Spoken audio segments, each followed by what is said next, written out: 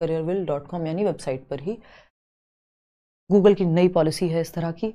पहला क्वेश्चन आपके सामने है, पोल में आपको करना है जवाब। सिलेबस एकदम सेम है, पेपर 1 पेपर 2 कोई फर्क नहीं पड़ता। आपको क्वेश्चन आपके सामने आए और आप सॉल्व कर दें, आपको फर्क भी ना पड़े कि पेपर 1 का था कि 2 का था, क्योंकि सिलेबस एकदम सेम है। सिलेबस में कोई रत्ती भर का भी अंतर नहीं है।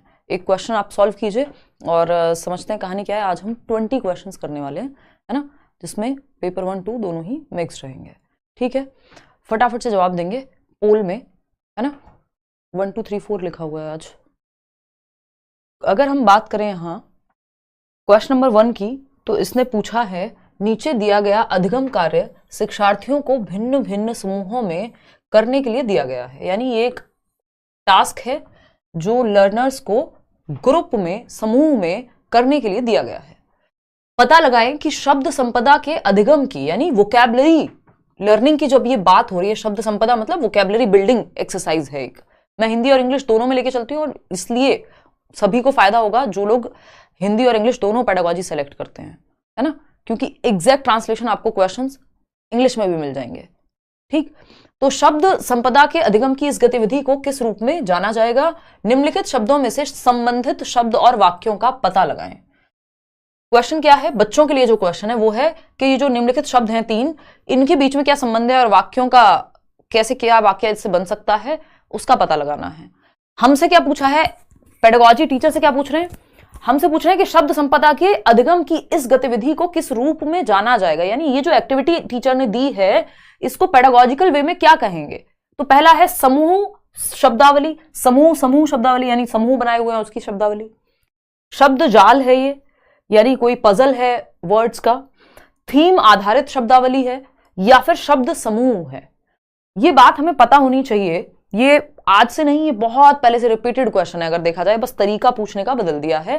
देखो क्या लिखा हुआ है शब्दों में? परिवार, संबंध और भावनाएं। परिवार यानी फैमिली, संबंध कहां होते हैं? परिवार में ही होते हैं, रिलेशंस, है ना। और रिलेशंस में भावनाएं होती हैं या नहीं होती हैं? इमोशंस भी होते हैं। तो ये सब एक ही थीम पे आधारित हैं, जो कि है परिवार। ठीक है ना, तो ये एक ही थीम पर आधारित हैं।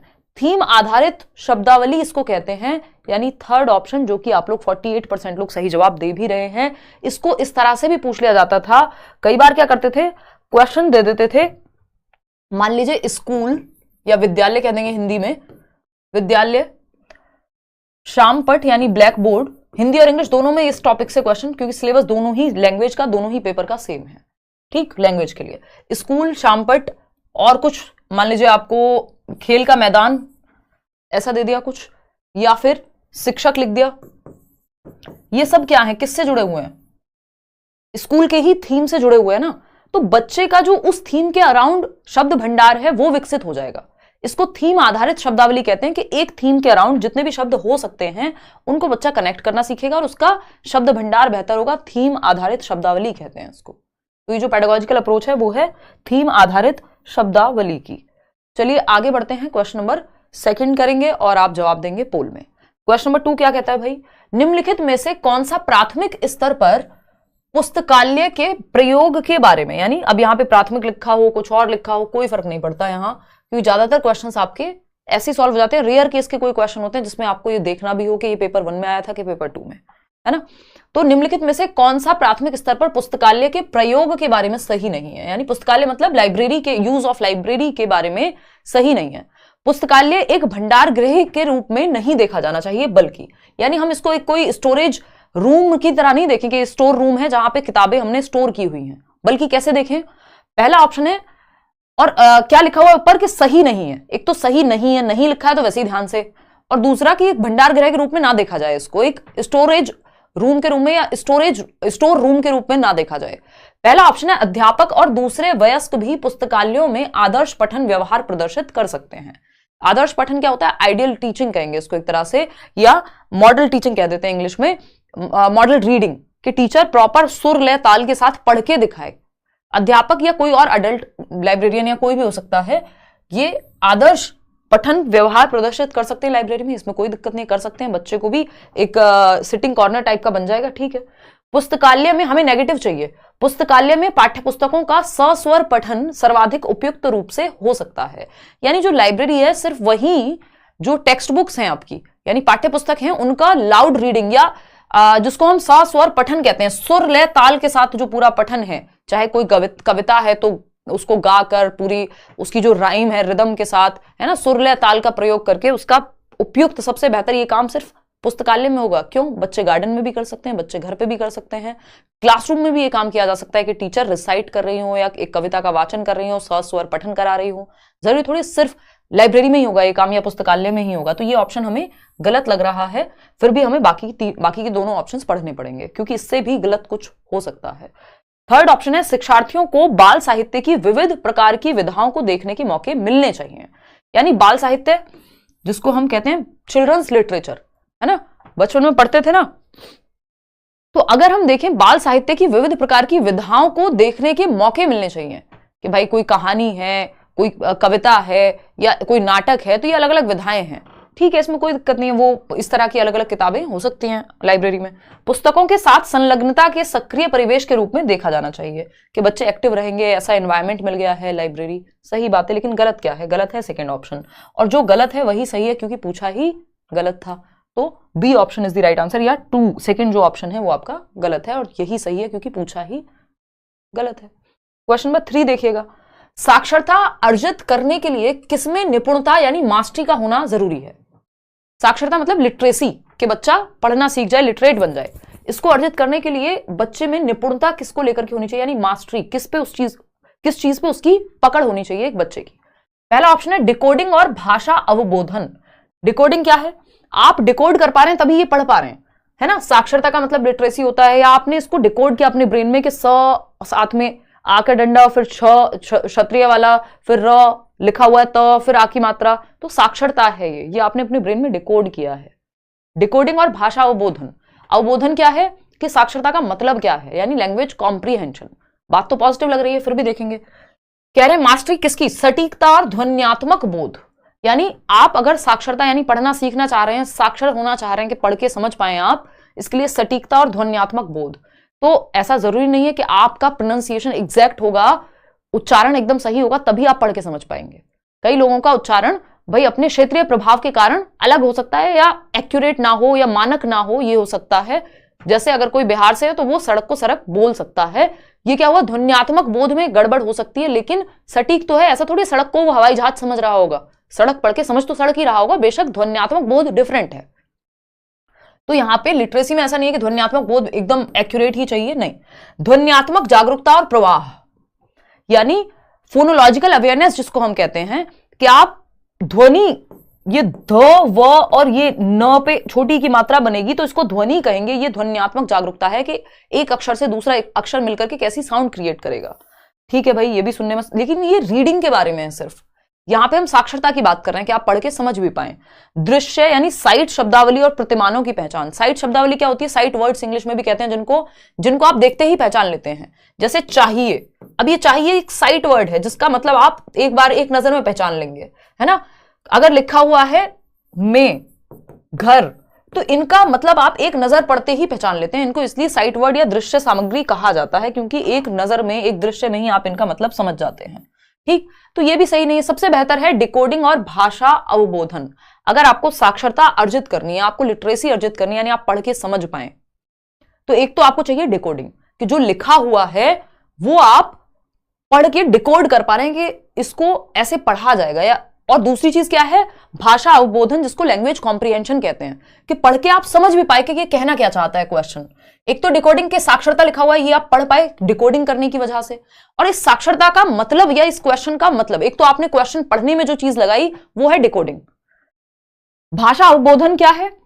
आप पढ़ के समझ पाए, ये लैंग्वेज कॉम्प्रीहेंशन है। इन दोनों के बिना साक्षरता अर्जित नहीं की जा सकती। चाहे आप कितना भी एक्यूरेट पढ़ रहे हो, मतलब समझ नहीं आएगा तो कोई मतलब नहीं, उस चीज का अर्थ निर्माण ही नहीं होगा, तो कोई फायदा नहीं है। तो first option is the right answer. Question number 4 देखिएगा। क्वेश्चन नंबर 4 कहता है राष्ट्रीय पाठ्यचर्या की रूपरेखा द्वारा रेखांकित दक्षताओं को प्राप्त करने में प्रत्येक बच्चे की प्रतिभागिता को समर्थन देने वाले समावेशी, स्वागतीय और आनंददायी परिवेश सर्वाधिक उपयुक्त तरीके से कैसे सृजित किया जा सकता है। यानी एनसीएफ के अकॉर्डिंग हम एक ऐसा एनवायरमेंट जहां हर एक बच्चे का पार्टिसिपेशन हो, वो प्रतिभागिता अपनी मतलब शामिल हो अपने कोई भी एक्टिविटी अगर क्लासरूम में हो रही है तो दूसरा, सबको इंक्लूड किया जा सके, चाहे कोई धीमे सीखता है, कोई तेज सीखता है, कोई देख सकता है, नहीं देख सकता है ना, सबको वेलकमिंग महसूस हो कि हम इस क्लास का हिस्सा हैं, आनंददायी परिवेश हो, यानी जहां बच्चे खेल खेल में खुशी खुशी में सीख रहे हैं। तो ऐसा परिवेश किस तरह से सृजित किया जा सकता है, निर्मित कैसे किया जा सकता है, बनाया कैसे जा सकता है, पहला क्वेश्चन। अब इसमें बस एनसीएफ का जिक्र किया गया है, आपको बच्चे की भलाई ही देखनी है, कोई फर्क नहीं पड़ता है एनसीएफ लिखा होता नहीं लिखा होता, जवाब वही रहता है ना। विकास के विभिन्न आयामों से बच्चों के कार्य का प्रदर्शन करके, विकास के विभिन्न आयाम कौन से होते हैं, पीसीएसई आपको बताया हुआ है, फिजिकल, कॉग्निटिव, सोशियो इमोशनल। अब इसलिए आपकी जो सीडीपी है, जो बाल विकास एवं शिक्षण शास्त्र है, वो महत्वपूर्ण है सभी सब्जेक्ट्स की पेडागोजी में। आपको पता है विकास के विभिन्न आयाम हैं, यानी आपका शारीरिक विकास, आपका मानसिक विकास, आपका सामाजिक व सामवेगिक यानी भावनात्मक विकास।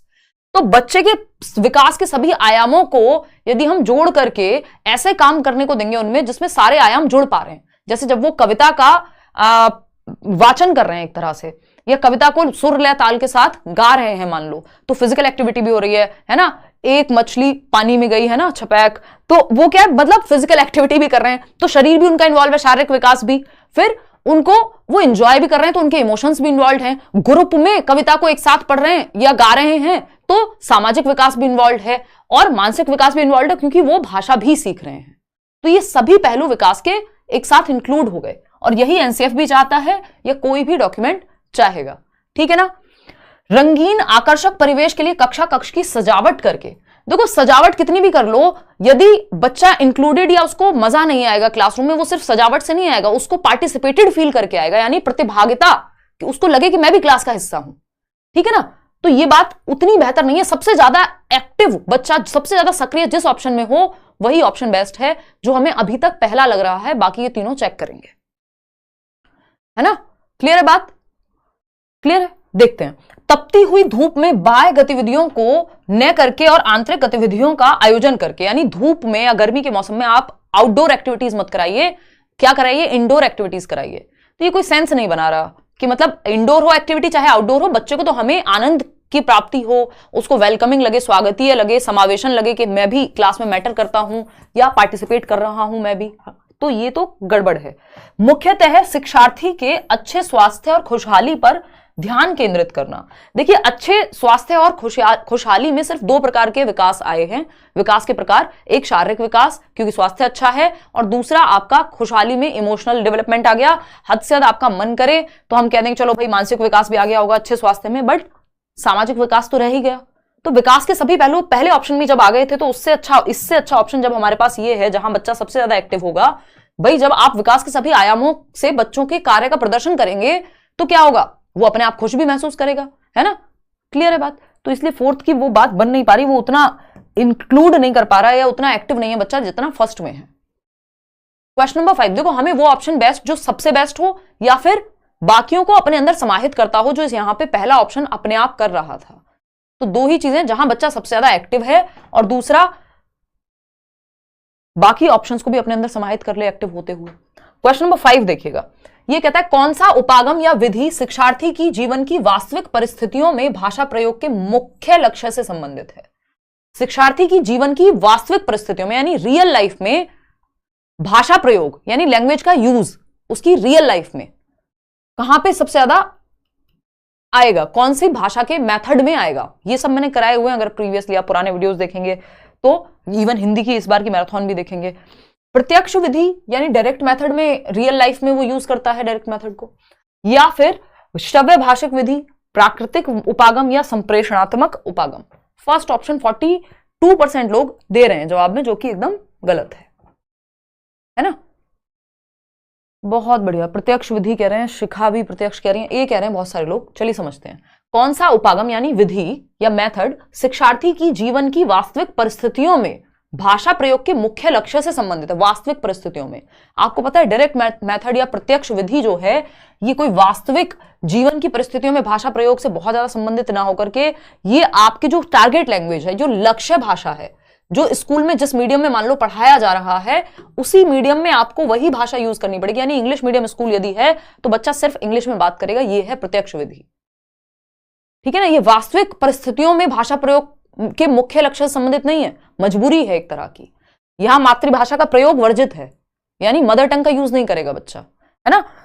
सिर्फ और सिर्फ संप्रेषणात्मक उपागम है यहां पर, जिसको कम्युनिकेटिव लैंग्वेज टीचिंग कह देते हैं, या कम्युनिकेशन अप्रोच कहेंगे, कम्युनिकेटिव अप्रोच कहेंगे इंग्लिश में। मैं इंग्लिश में इसलिए बता रही हूं क्योंकि ये सारे क्वेश्चंस इंग्लिश पेडागोजी से ही उठा लिए इन्होंने, सीधे के सीधे बस ट्रांसलेट कर दिए हैं, तो इसलिए थोड़ा सा आपको पता होना चाहिए।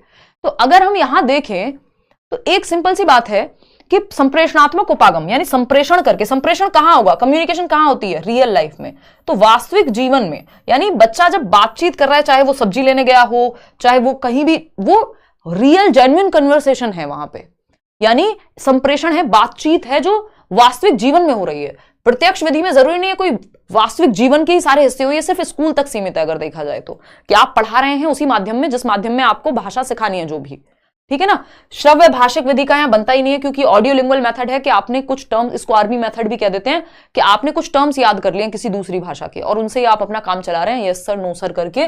प्राकृतिक उपागम, अब नेचुरल मेथड में हम ये कहते हैं कि पढ़ना लिखना भी सिखाएंगे, जो LSRW होती है, जो स्किल्स हैं, जो भाषा कौशल हैं, सुबो पाली, सुनना बोलना पढ़ना लिखना, ये एक प्राकृतिक क्रम में सिखाएंगे। जो वास्तविक जीवन से जुड़ा हुआ है वो सिर्फ डी ऑप्शन है। ऐसा नहीं है कि प्रत्यक्ष विधि नहीं होती है यूज, लेकिन वो स्कूल तक ज्यादा सीमित है। तो जब भी कुछ कीवर्ड्स हैं, जब वास्तविक परिस्थितियों की बात आ जाए, भाषा वास्तविक परिस्थितियों में भाषा प्रयोग, तो भाई संप्रेषणात्मक उपागम से बेहतर कुछ और नहीं हो सकता। ये नहीं होता तो एक बार को हम प्रत्यक्ष विधि का भी सहारा ले सकते थे। क्वेश्चन नंबर 6 देखिएगा, क्या कहता है क्वेश्चन नंबर 6, देखिए फटाफट से। क्वेश्चन नंबर 6 कहता है, कक्षा 5 की एक विद्यार्थी कहती है, मैं अपना काम अध्यापक को देने से पहले सटीकता के लिए अंतिम फाइनल रूप से भी जांचती हूं। यह विद्यार्थी लेखन के किस चरण पर है? 5th क्लास की बच्ची है जो ये कह रही है कि जब मैं अपना काम मतलब जो भी मैंने होमवर्क किया है या जो भी मेरा काम है उसको मैं पहले जांचती हूं फाइनल, सटीकता के लिए कि उसमें कोई गलती ना हो, एक्यूरेसी है या नहीं है, एक्यूरेट हो मेरा काम, गलतियां कम से कम हो, चाहे वो स्पेलिंग मिस्टेक हो या कोई भी किसी भी तरह की मिस्टेक हो, तो एक्यूरेसी के लिए फाइनल जांचती हूं, खुद से जांचती हूं, टीचर से नहीं, टीचर को देने से पहले, ठीक है ना, पढ़ने से पहले कि देख लिया आपने सही है नहीं। जब आप पेपर करने जाते हैं तो आप एक बार चेक कर लेते हैं, हाँ सब सही से लिखा है कि नहीं, ठीक है ना। मोए मोए हो गया, कोई बात नहीं अंशु, अभी होगा मोए मोए, कुछ दिन में समझ में आने लगेंगी चीजें कि किस तरह से पकड़ना है आंसर को। अंतिम यानी फाइनल रूप से भी जांचती हूँ। तो यह विद्यार्थी लेखन के किस चरण पर है? भाई ये प्रूफ रीडिंग है, रीडिंग के हमने स्टेप्स किए थे, प्रूफ रीडिंग है, यानी पढ़ने से, फाइनल काम के प्रिंट होने से पहले, मान लीजिए मेरी बुक भी आ रही होती है कोई, तो उससे पहले प्रूफ रीडिंग होगी। नोट्स तक आपको जो मिलते हैं बैचेस में, जो नए बिल्कुल नोट्स फर्स्ट क्लास कहेंगे उनको, जो मिल रहे हैं आपको आज की डेट में, उसमें लगता है टाइम। आज मैं बैच में भी समझा रही थी कि कई सारी स्टेजेस हैं जिनसे होकर के वो नोट्स गुजरते हैं, है ना। कि फर्स्ट स्टेज क्या है, जब क्लास चल रही होगी तो एक एक चीज बाइलिंगुअली नोट्स में डाली जाएगी, तो पहला स्टेप ये हो गया कि वो लिखी जाएगी प्रॉपर। फिर सेकेंड स्टेप पे वो टाइपिंग के लिए जाएंगे, है ना, टाइप्ड होकर के जब वो आ गए, थर्ड स्टेप में टाइप होकर के आ गए, जब ये आ गए तो अब होगी प्रूफ रीडिंग, कि कहीं आप इन्होंने कुछ मिस्टेक कर दी हो, टीम ने कुछ गलती रही हो, जो कि निकलती है बहुत सारी गलतियां, है ना, कोई स्पेलिंग मिस्टेक है, कहीं कोई चीज गलत लिख दी है, तो ये प्रूफ रीडिंग होगी आपको फाइनल देने से पहले, ताकि सटीकता को जांचा जा सके। और ये प्रूफ रीडिंग अगर ठीक नहीं निकला उसमें, तो प्रूफ रीड करके फाइनल करेक्शन के लिए भेजा जाएगा, फिर वहां से सामने से आएगा। तो ये कई स्टेजेस में जाके नोट्स जो आपको आसानी से मिल जाते हैं, कि पूरे चैप्टर का आपको 5 पेज में नोट्स मिल गए अच्छे से, उसमें समय लगता है। तो प्रूफ रीडिंग एक्यूरेसी के लिए की जाती है कि सटीकता बनी रहे। सहपाठी मूल्यांकन होता है पीयर असेसमेंट, के बच्चे आपस में एक दूसरे की कॉपी को जांच रहे हैं खुद से ही, है ना। प्रारूपण होता था, ड्राफ्ट बनाया आपने कि आप ऐसा कुछ लिखेंगे, पुनः प्रारूपण, रीड्राफ्ट कर रहे हैं अगर कुछ गलती रह गई उस ड्राफ्ट में तो, ठीक। तो ये प्रूफ रीडिंग है, सिंपल। क्वेश्चन नंबर 7 देखिएगा और जवाब दीजिएगा। क्वेश्चन नंबर 7 कहता है, कक्षा 3 की अध्यापिका अपनी कक्षा में पठन कोना सृजित करना चाहती है, यानी एक रीडिंग कॉर्नर बनाना चाहती हैं। बच्चों के लिए पुस्तकों का चयन करते समय निम्नलिखित में से किस प्रश्न को सबसे अधिक महत्वपूर्ण माना जाना चाहिए? यानी वो एक रीडिंग कॉर्नर, एक क्लास में एक रीडिंग कॉर्नर हो जहां बच्चे बैठ करके पढ़ सकें, या उनको कोई कहानी सुनाई जा सके, पढ़ी जा सके उनके साथ। तो इसके लिए सबसे उपयुक्त या महत्वपूर्ण बात क्या है? पहला ऑप्शन है, क्या पुस्तकें तीसरी कक्षा की पठन पाठ्यचर्या के लक्ष्य को संबोधित करने में मदद करेंगी? यानी जो रीडिंग करिकुलम है या सिलेबस है, उसका जो टारगेट है वो पूरा होगा उन किताबों से। जबकि रीडिंग कॉर्नर हमेशा टारगेट या सिलेबस पूरा करने के लिए नहीं, कई बार बच्चा लैंग्वेज को एंजॉय कर पाए, उसको समझने में मजा आए भाषा को, इसलिए भी होता है। तो ये गलत लक्ष्य है। क्या ये पुस्तकें एक से अधिक निर्देशात्मक प्रसंग में प्रयोग के लिए उपयुक्त हैं? क्या आप ये जांचेंगे कि एक से अधिक जो इंस्ट्रक्शन है या सब्जेक्ट्स में काम आ जाएंगे या नहीं? ये भी सेंसलेस बात हो जाती है। क्या इन पुस्तकों के लेखक जाने माने हैं, बाल साहित्य के माननीय लेखक हैं, यानी नोन राइटर्स होने चाहिए, और बाल साहित्य की जो चिल्ड्रंस लिटरेचर है उसके इंपॉर्टेंट लेखक हैं? तो क्या सिर्फ इंपॉर्टेंट लेखक ही अगर हम पढ़ाएंगे तो बाकी लेखक कुछ अच्छा नहीं लिख रहे होंगे? तो ये भी उतना अच्छा नहीं है। इन्होंने गलती से या जो भी रहा है आंसर की में इसको ले लिया है, लेकिन ये सही उत्तर नहीं है बिल्कुल भी, ठीक है ना। ये लगाना भी नहीं है हमें, क्योंकि इस बार गलती मान लो हो भी गई, अगली बार नहीं होगी, क्योंकि फोर्थ ऑप्शन इससे कहीं बेहतर है। क्या पुस्तकें कक्षा के अधिकांश विद्यार्थियों के स्वतंत्र पठन स्तर के अनुसार लिखी गई हैं, कि वो खुद से जब रीडिंग कॉर्नर में पढ़ने बैठेंगे तो वो समझ भी पाएंगे, उनके लेवल के अनुसार हैं वो या नहीं है? यही सबसे ज्यादा जरूरी है, बजाय कि वो बहुत ही फेमस राइटर्स की बुक्स हैं कि नहीं। तो फोर्थ ऑप्शन सही है। क्वेश्चन नंबर 8 देखिएगा, ये क्या कहता है भाई? एक अध्यापिका कक्षा 2 के विद्यार्थियों के लिए विविध प्रकार की शिक्षण अधिगम सामग्री जुटाना चाह रही है। निम्नलिखित में से कौन सा मानदंड टीएलएम के चयन के लिए सही नहीं है? टीएलएम बोले तो टीचिंग लर्निंग मटेरियल, जो भी चार्ट, जो भी मॉडल, जो भी क्लासरूम में टीचर लेकर के आता है, ठीक है। शिक्षण सहायक सामग्री कहते हैं जिसको हम, टीएलएम टीचिंग लर्निंग मटेरियल। चयनित सामग्री अभी मानते हैं स्थानीय रूप से निर्मित या स्थानीय रूप से उपलब्ध हो, जिसे आसानी से बदला जा सके। तो बदला जा सके, इजीली अवेलेबल हो, हाँ ठीक है। चयनित सामग्री सिर्फ बच्चों द्वारा बनाई गई होनी चाहिए और फिसलन को बचाने के लिए कुछ खुरदरी होनी चाहिए। मतलब सामग्री पे क्या मतलब, चलना थोड़ी होता है कि अगर चार्ट बना के लाया टीचर, या फिर कोई मॉडल है, या फिर कुछ और कोई आपके जो कार्ड्स होते हैं वो उस तरह के आपके कार्ड्स हैं, या फिर अलग अलग तरह की चीजें हो सकती हैं इसमें, तो क्या उन पे चलना थोड़ी होता है भाई। चार्ट अगर टीचर स्कूल में ला करके या क्लासरूम में टांग करके आपको कुछ समझा रहा है टीचिंग लर्निंग मटेरियल के रूप में, तो उसका चिकने होने से क्या दिक्कत है? खुरदरा होना, ये एक बार को ब्रेल लिपि के बारे में कुछ कह रहे होते, कुछ दृष्टि बाधित बच्चों के बारे में बात हो रही होती तो हम मान भी लेते। तो ऐसा नहीं है कि चयनित सामग्री जो है वो सिर्फ बच्चों द्वारा बनाई गई होनी चाहिए। भाई टीचर ही लाता है जनरली, अगर देखें तो हम अपनी टीचिंग लर्निंग मटेरियल, ये पीपीटी आपसे थोड़ी बनवाई है मैं ही लेके आई हूं ना। तो ये ऐसा नहीं है कि सिर्फ बच्चों द्वारा बनाई गई होनी चाहिए, बच्चे भी इन्वॉल्व हो सकते हैं कभी चाहें तो, लेकिन जरूरी नहीं है। चयनित सामग्री इस आयु समूह के बच्चों के प्रयोग के लिए आकर्षक और सुरक्षित होनी चाहिए, कि ऐसा नहीं है कि बच्चों को वो खतरा ना हो उससे, कि आप कोई कुछ लेकर के गए इस तरह का, उससे करंट लग गया बच्चे को, तो वो सामग्री अच्छी नहीं है फिर। दूसरा, जो चयनित सामग्री आप लेके गए हैं, जो शिक्षण सहायक सामग्री आप लेके गए क्लास में, वो बच्चों की एज के एप्रोप्रिएट होनी चाहिए, एज एप्रोप्रिएट होनी चाहिए, आयु समूह के अनुरूप होनी चाहिए। दूसरी क्लास के बच्चे को आप 10वीं क्लास के लेवल की सामग्री नहीं लेकर के जाएंगे।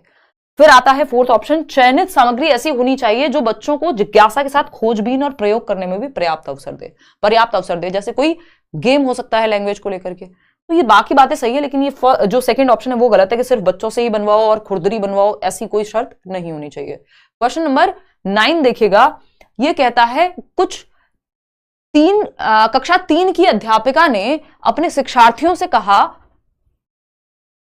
थोड़ा सा और जूम करेंगे, देखना एक बार।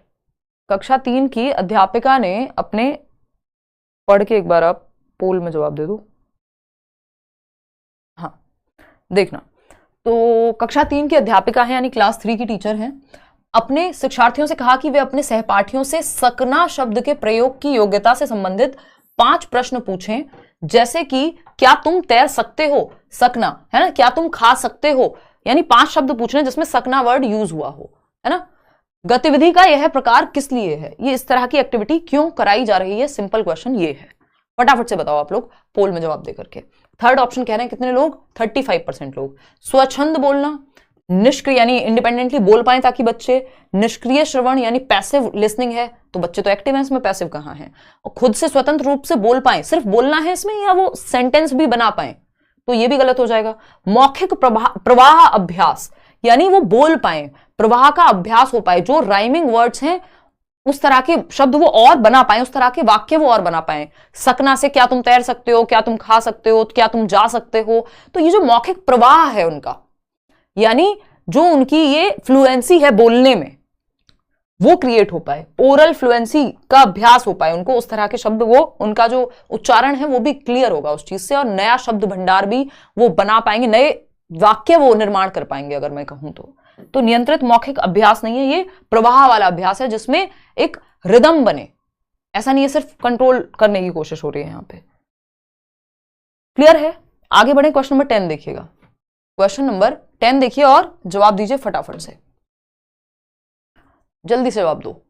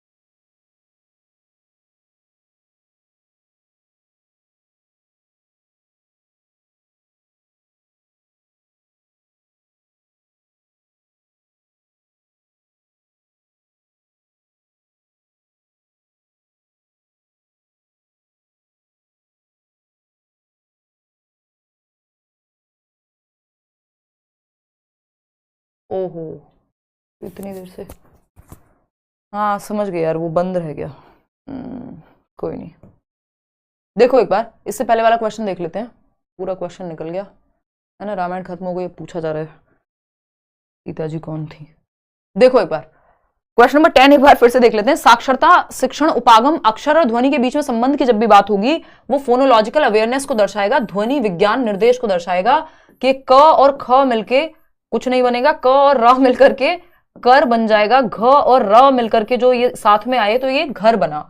यानी ध्वन्यात्मक जागरूकता ही अफेक्ट होती है आपकी डिस्लेक्सिया में भी, जो हम सीडीपी में भी डिस्कस कर रहे थे, ठीक है ना। तो अक्षर और ध्वनि की जब भी बात होगी मिला के पढ़ने की तो वो ध्वन्यात्मक जागरूकता या ध्वन्यात्मक निर्देश की बात होगी, ठीक है ना। क्वेश्चन नंबर 11 देख लो फटाफट से। निम्नलिखित में से कौन सा व्याकरण शिक्षण को प्रभावशाली तरीके से पढ़ाने के बारे में सही नहीं है, नॉट लिखा हुआ है। ग्रामर टीचिंग किस तरह से ना करें। देखो बच्चे को एक्टिव रखना जरूरी है, ठीक है ना, चाहे ग्रामर हो चाहे कुछ भी हो। संप्रेषण के अभ्यास के अवसर देना, यानी संप्रेषण मतलब कम्युनिकेशन के मौके देना। बात तो ठीक है, ये तो सही तरीका है, क्या दिक्कत है, कम्युनिकेशन के माध्यम से सीख जाएगा बच्चा। भाषा हो, भाषा के नियम हो, जिसको व्याकरण कहते हैं हम।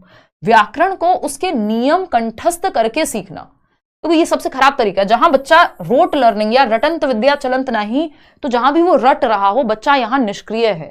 कंठस्थ है ना, रट्टे लगा लो किसी चीज के, ये एकदम खराब तरीका है। कंठस्थ करके सीखना खराब तरीका है। व्याकरण को संदर्भ में सिखाया जाना चाहिए, एक्टिवली सक्रिय रूप से सिखाया जाना चाहिए।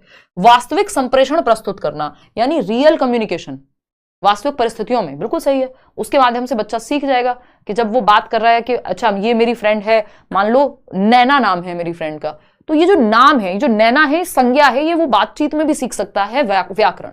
वही है वास्तविक संप्रेषण। व्याकरण के प्रासंगिक नियम प्रस्तुत करना, यही हम बात कर रहे थे। व्याकरण को संदर्भ में सिखाना या इसी को प्रासंग में कहते हैं, प्रसंग में सिखाना, यानी प्रासंगिक कॉन्टेक्स्ट में सिखाना, कि जब एक कहानी चल रही है उस कहानी में बता दिया ये जितने भी कैरेक्टर्स हैं इनके जो नाम हैं उनको हम संज्ञा कहते हैं।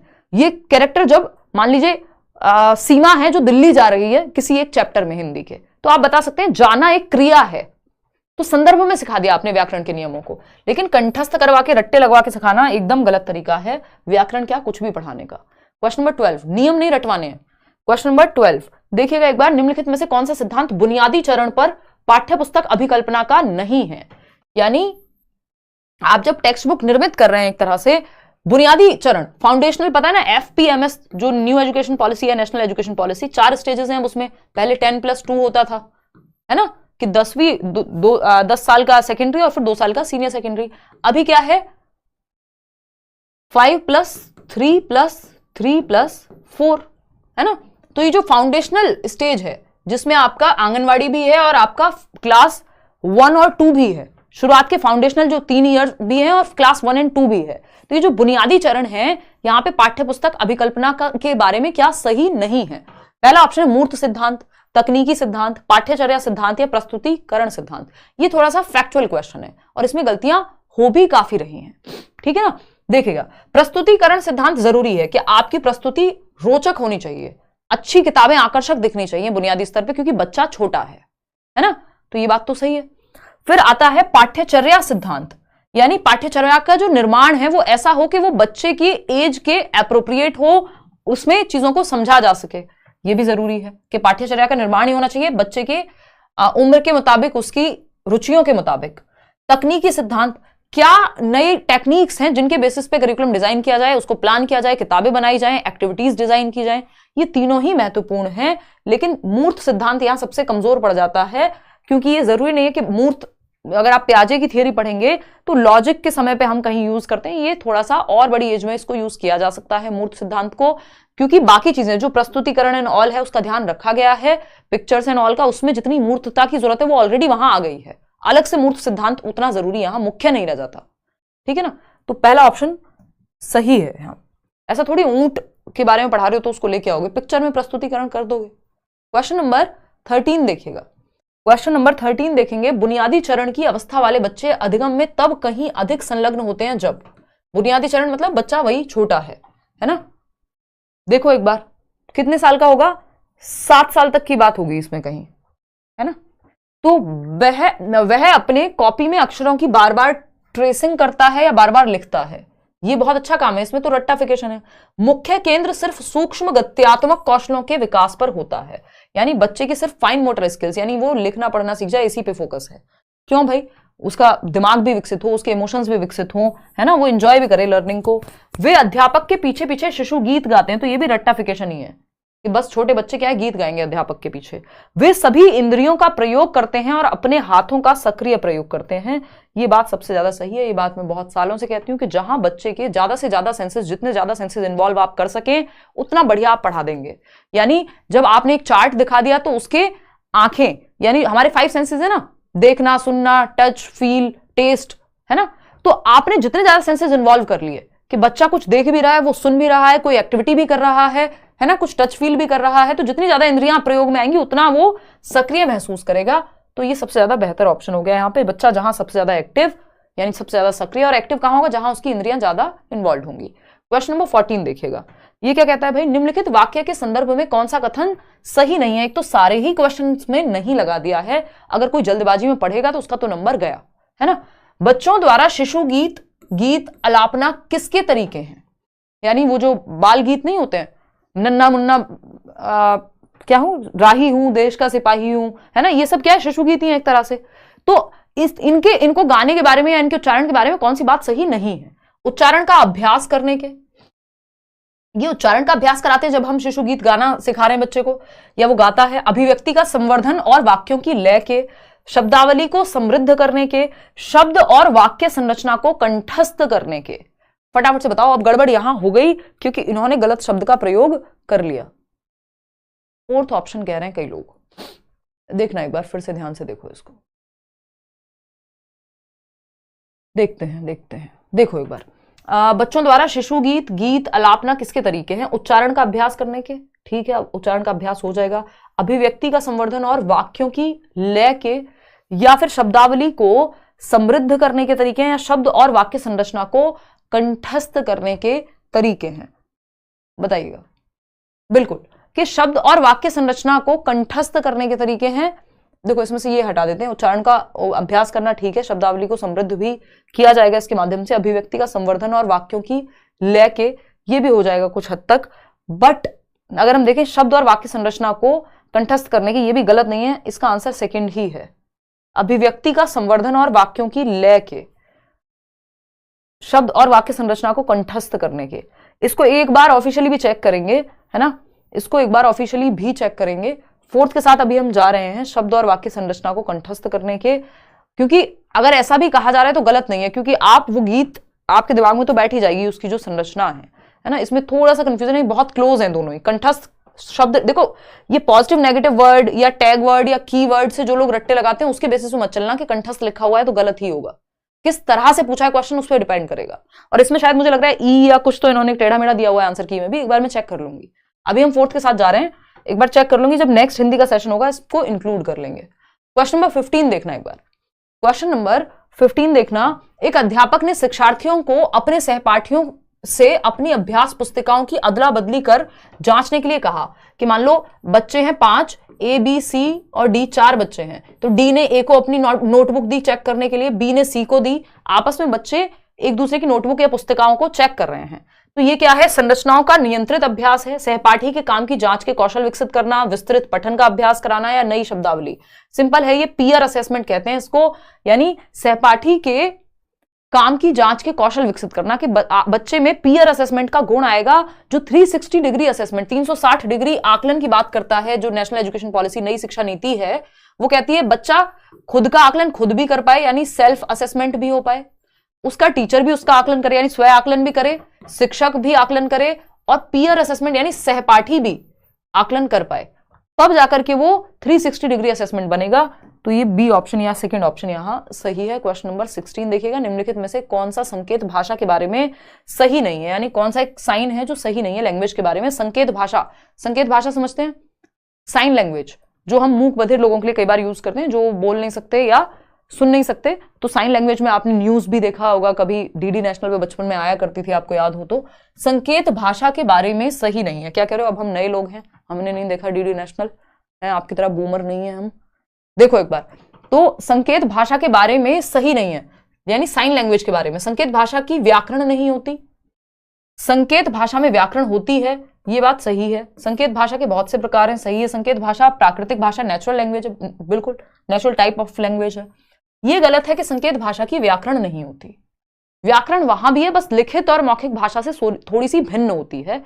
जो ग्रामर है साइन लैंग्वेज की, है ना, साइन लैंग्वेज में भी व्याकरण है। अगर हम देखें तो साइन लैंग्वेज आप समझते हैं हाथों का प्रयोग करके, तो यहां भी ए बनाने के लिए एक तरह से जो हैंड मूवमेंट है वो होगा, और यहां भी वाक्य निर्माण तो होता ही है ना, चाहे वो हम मौखिक भाषा के रूप में नहीं कर रहे हैं। तो ऐसा नहीं है कि इसकी व्याकरण नहीं है, व्याकरण है। क्वेश्चन नंबर 17 देखिएगा फटाफट। कौन सा उपागम या विधि बच्चों को भाषा की कक्षा में उनकी अपनी सहजात भाषा यानी मातृभाषा, मदर टंग का जो घर की भाषा है का प्रयोग करने के लिए प्रोत्साहित नहीं करता है? ये क्वेश्चन पता नहीं कितनी बार रिपीट हुआ है, हिंदी पेडागोजी, इंग्लिश पेडागोजी, दुनिया भर में। मतलब ये ऐसी कोई लैंग्वेज पेडागोजी नहीं होगी जहां ये क्वेश्चन मल्टीपल टाइम्स नहीं आया होगा, है ना। अगर हम देखें, पीडीएफ डाल देंगे भाई, आज डल जाएंगे पीडीएफ। कौन सा उपागम विधि बच्चों को भाषा की कक्षा में उनकी अपनी सहजात भाषा यानी मातृभाषा, मदर टंग के यूज को एनकरेज नहीं करता? कौन सा मेथड जिसमें मातृभाषा का प्रयोग वर्जित है? अभी थोड़ी देर पहले बताया था जहां से क्लास शुरू हुई थी। प्रत्यक्ष विधि, डायरेक्ट मेथड कहते हैं इसको, कि यहां मदर टंग का यूज नहीं होता। अगर आप इंग्लिश मीडियम स्कूल में गए हैं तो आपको कह दिया जाएगा जो भी आपकी मदर टंग हो, चाहे वो हिंदी हो, गुजराती हो, मलयालम हो, जो भी हो, क्लास में बात होगी सिर्फ इंग्लिश में, नहीं तो फाइन लगेगा। ये क्या है कि जो मदर टंग है उसका यूज जीरो, जिस भाषा को सिखाना चाह रहे हैं, जो टारगेट लैंग्वेज है, जो लक्ष्य भाषा है, उसी का प्रयोग होगा, ना कि मातृभाषा का। तो सिर्फ इंग्लिश में बात होगी जो कि लक्ष्य भाषा है, जिस भाषा को आप सिखाना चाहते हैं, डायरेक्ट उसी भाषा का प्रयोग होगा। इसीलिए इसको डायरेक्ट मेथड भी कहते हैं या प्रत्यक्ष विधि कहते हैं। श्रव्य भाषिक जो सुनकर के, ऑडियो लिंगुअल इसमें तो फिर भी मिक्स हो जाती है, प्राकृतिक में भी संप्रेषणात्मक में भी मातृभाषा का प्रयोग है, लेकिन ये जो है आपका डायरेक्ट मेथड इसमें वर्जित है। क्वेश्चन नंबर 18 देखिएगा, व्याकरण के शिक्षण अधिगम में प्रक्रियात्मक ज्ञान क्या है? देखो, एक होता है आपका घोषणात्मक ज्ञान जिसको हम कहते हैं डिक्लेरेटिव नॉलेज इंग्लिश में, और एक होता है प्रक्रियात्मक ज्ञान जिसको हम प्रोसीजरल नॉलेज कहते हैं। ये इंग्लिश पेडागोजी के क्वेश्चंस जब से मर्ज हुए तब से ये टॉपिक आया, नहीं तो हिंदी में ये नहीं पूछा जाता था। ठीक है ना, हाँ फाइन लगे ना। व्याकरण के शिक्षण अधिगम में प्रक्रियात्मक, पेनल्टी कह लो यार, स्कूल में तो फाइन ही बोलते थे ना। व्याकरण के शिक्षण अधिगम में प्रक्रियात्मक ज्ञान यानी प्रोसीजरल नॉलेज की बात हो रही है।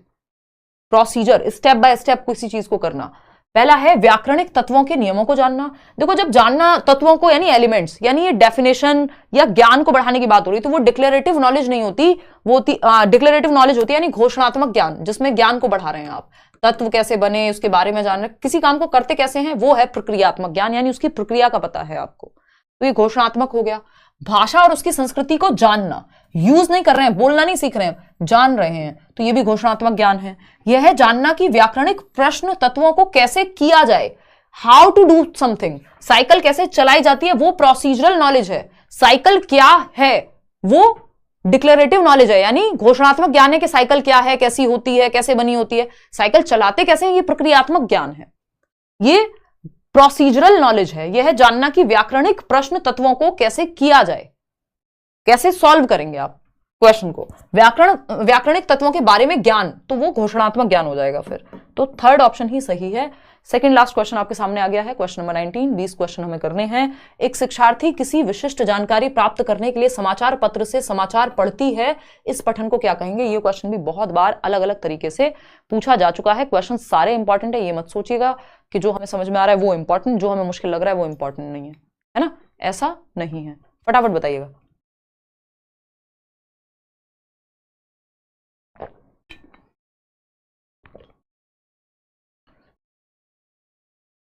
क्वेश्चंस ही नहीं दिख रहे, ऐसा कैसे हो सकता है कि क्वेश्चंस ना दिखें, हमें क्यों दिख रहे हैं?